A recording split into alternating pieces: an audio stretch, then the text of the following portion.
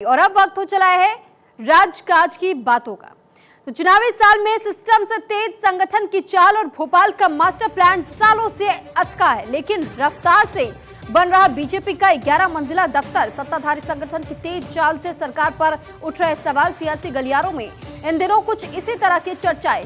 भोपाल में 11 मंजिला इमारत वाला दफ्तर बन रही बीजेपी, जबकि भोपाल को मास्टर प्लान का सालों से इंतजार है। 1995 में और 1996 में बना था भोपाल का पिछला मास्टर प्लान। बीजेपी का प्रदेश कार्यालय भी इसी दौरान बनकर के तैयार हुआ था, लेकिन 10 साल के लिए बने मास्टर प्लान की उम्र में अब तक पूरी नहीं हो पाई, जबकि बीजेपी दफ्तर करीब 30 साल की उम्र पूरी कर जमींदोज अब बीजेपी का नया भव्य दफ्तर खड़ा होने की तैयारी है। बीजेपी ऑफिस अपग्रेडेशन में सरकार से एक नहीं 10 कदम आगे है, जबकि भोपाल का मास्टर प्लान कागजों पर आने तक की बाट जोह रहा है। इस दौर में संगठन आगे निकल गया है और सरकार पीछे रह गई। इस पर बीजेपी के एक नेता ने चुटकी ली है। चुनावी साल में विष्णु की चाल शिव से ज्यादा तेज है। भविष्य अनुरूप 11 मंजिल के हाईटेक दफ्तर की रखवाई का आधारशिला, दूसरी तरफ मास्टर प्लान विधानसभा चुनाव के बाद लागू होने की संभावना है।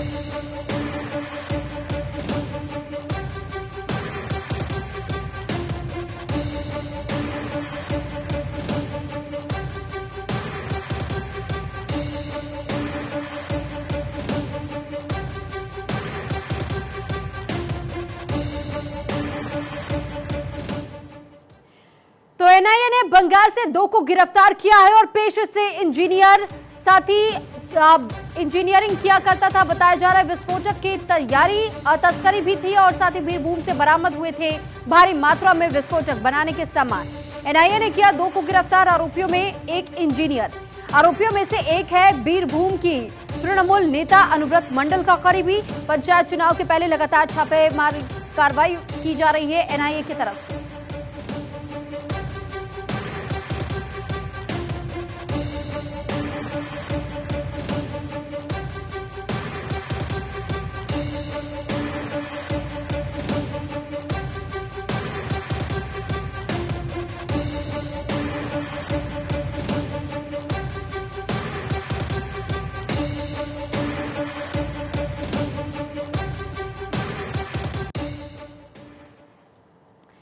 तो पश्चिम बंगाल की सांसद महुआ मोइत्रा का एक ट्वीट वायरल है। तृणमूल सांसद महुआ मोइत्रा ने आखिर क्यों ऐसा ट्वीट किया है, सवाल बना हुआ है। पश्चिम बंगाल के सांसद है महुआ मोइत्रा और सांसद महुआ मोइत्रा ने जो ट्वीट किया है, महुआ मोइत्रा ने कहा कि हिंदू खतरे में है। दरअसल बीजेपी पर तंज कसने का काम किया गया। महुआ ने कहा 2024 की तैयारी कर रही है बीजेपी। महुआ मोइत्रा ने ट्वीट में कहा है कि भगवान उन्हें यानी बीजेपी को सद्बुद्धि दे, जो लोग ऐसी धारणा पैदा कर रहे हैं।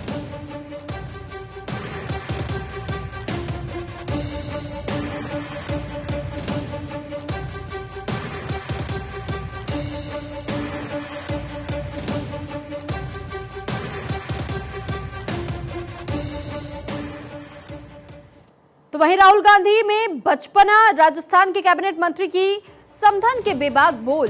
मंत्री के समधन ने कहा कि राहुल गांधी में बचपना है। मारवाड़ से जुड़े सियासी घराने की मेंबर है ये महिला नेत्री।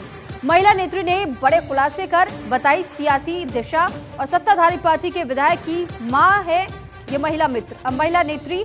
सरकार रिपीट होने को महिला नेत्री ने पूरी तरह से नकार दिया है। परिवार के दूसरे मेंबर्स के चुनाव लड़ने पर बेबाक जवाब दिया है। टिकट मिलते हैं तो फिर ठीक है, वरना निर्दलीय लड़ेंगे। मंत्री की समधन की इस बेबाकी विपक्ष में भी चर्चा का विषय बना हुआ है। क्या इसके पीछे कोई भविष्य का सियासी संकेत है?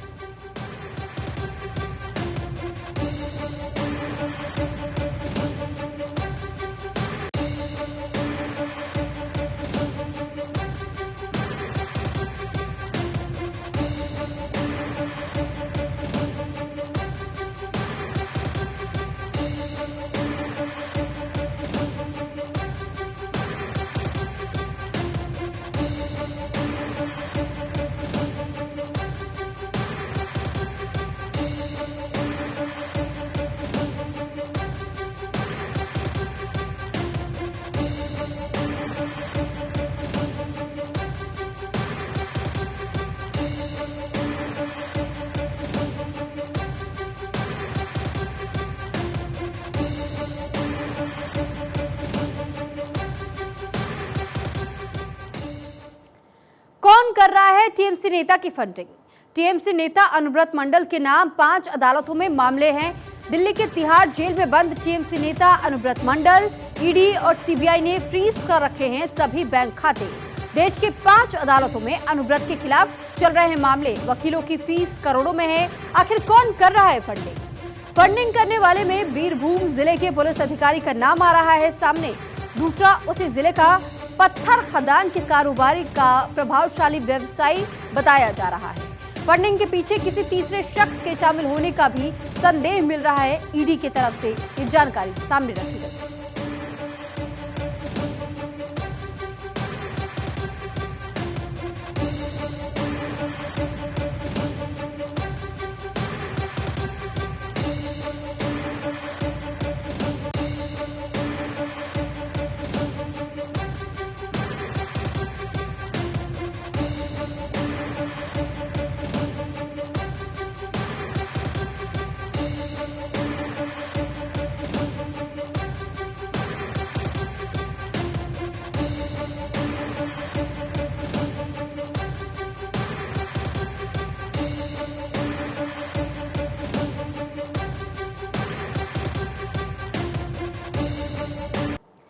तो प्रहलाद सिंह पटेल का अटल आख्यान।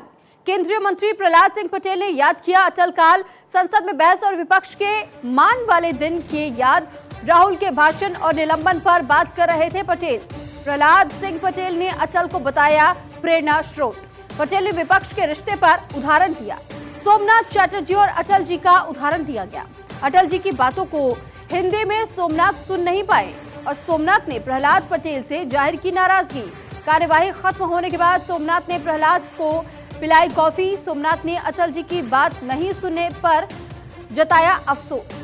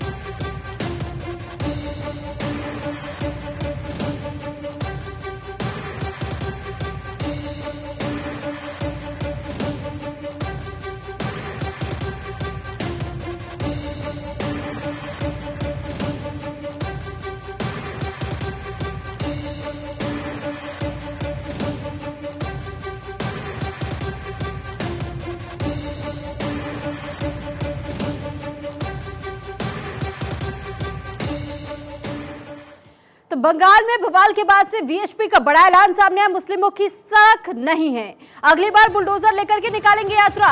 बंगाल में रामनवमी के जुलूस निकालने पर बवाल हुआ, जिसके बाद से हावड़ा में पथराव और आगजनी के बाद अब तनाव फैला है। हाईकोर्ट में एनआईए से जांच कराने की मांग करेगा वीएचपी का ऐलान कि अगली बार बुलडोजर पर भगवान राम को रखेंगे।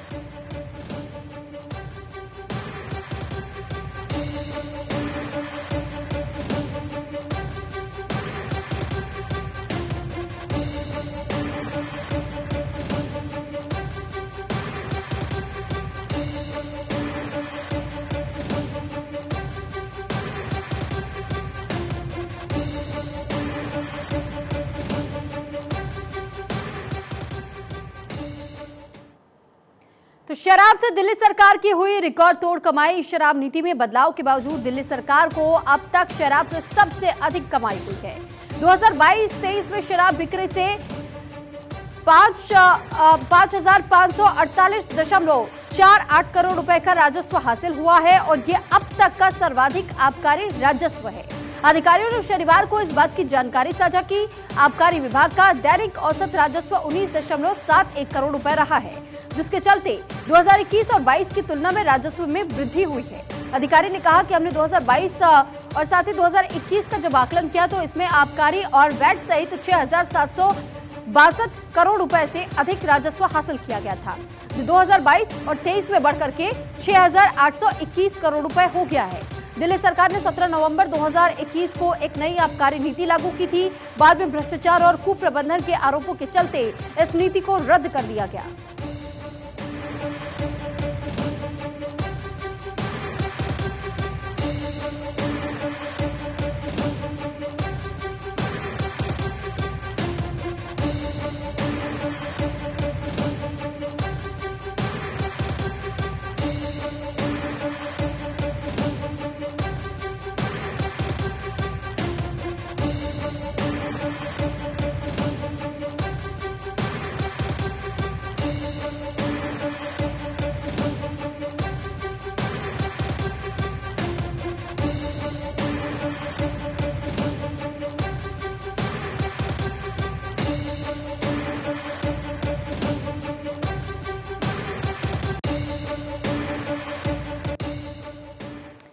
तो गैती नहीं मिली तो फिर पंडित जी ने खुरपी से चलाया काम। नेतागिरी मतलब जलवा बरकरार रहना चाहिए, भले कहीं दाल नहीं गले लेकिन रुतबा बरकरार रहना चाहिए।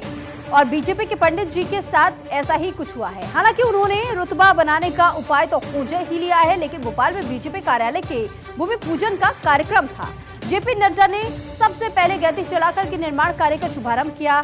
इसके बाद मुख्यमंत्री, प्रदेश अध्यक्ष और केंद्रीय मंत्रियों ने भी गैती चलाई। इस दौरान देखने को मिला कि एक अनूठा नजारा। संगठन के राष्ट्रीय पदाधिकारी के एक तरफ थे बीजेपी के पंडित जी, राष्ट्रीय पदाधिकारी के दूसरी तरफ थे प्रदेश के दूसरे नेता।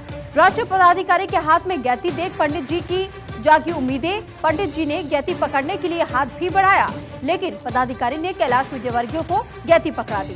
फिर ये गैती एक हाथ से दूसरे हाथ होते हुए आगे निकल गई।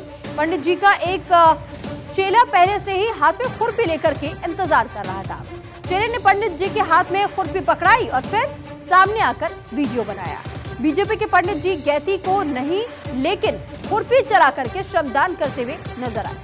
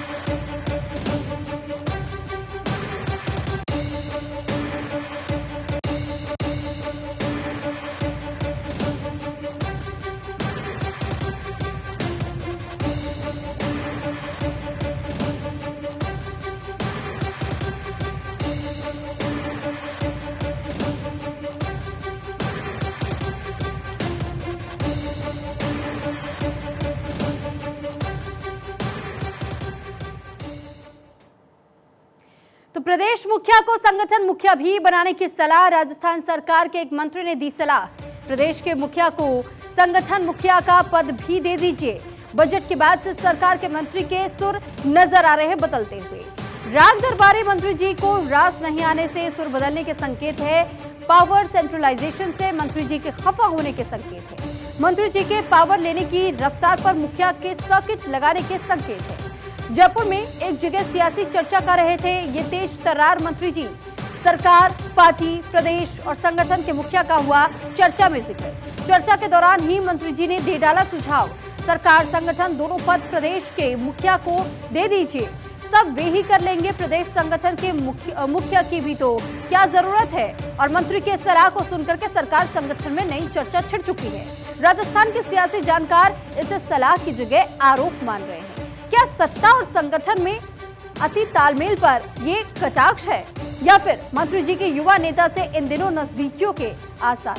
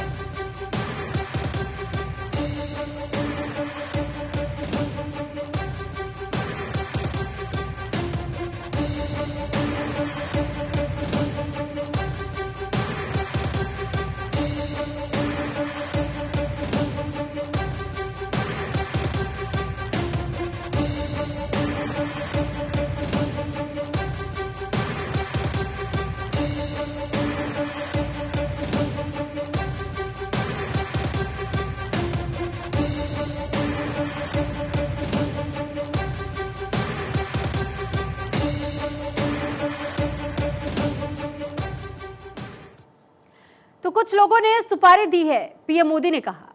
प्रधानमंत्री नरेंद्र मोदी ने शनिवार को कहा कि कुछ लोग उनकी छवि खराब करने में तुले हुए हैं। उन्होंने देश के अंदर और बाहर के लोगों से मिलीभगत कर इसकी सुपारी दी है। 11वीं वंदे भारत एक्सप्रेस को हरी झंडी दिखाने के बाद भोपाल में एक सभा को संबोधित करते हुए प्रधानमंत्री ने कहा, कुछ लोग हैं जिन्होंने 2014 में मोदी की छवि खराब करने का संकल्प लिया था। इसके लिए इन लोगों ने भावनाओं के लोगों को सुपारी दे रखी है और साथ ही और खुद भी मोर्चा संभाले हुए हैं। ये लोग देश के भीतर हैं, कुछ लोग देश के बाहर भी काम कर रहे हैं। उन्होंने ये भी कहा कि गरीब, मध्यम वर्ग, आदिवासी, दलित, हर भारतीय आज मोदी का सुरक्षा कवच है।